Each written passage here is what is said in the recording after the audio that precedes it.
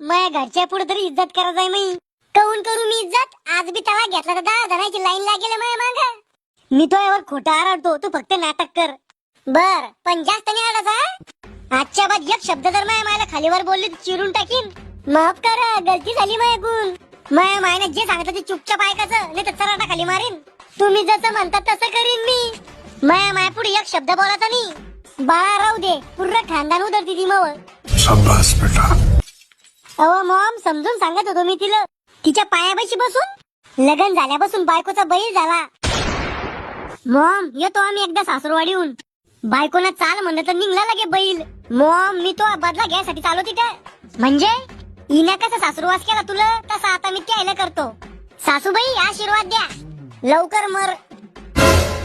सासूबाई, मायकडून तुम्हाला आडोआडू मारायचा कोर्स करून येते आता. धमक्या कस कधी राहील तू? मारू नाही शकत ना, म्हणून धमक्या देऊ राहिले. सुनबाई, तू फक्त आता एकदा जाऊन ये. पहिल्या काळातल्या बायासारखा सासुरवास करते तुला आता. बर डॅडी, जातो आम्ही आता. बर, आरामाने जा आणि आरामाने या.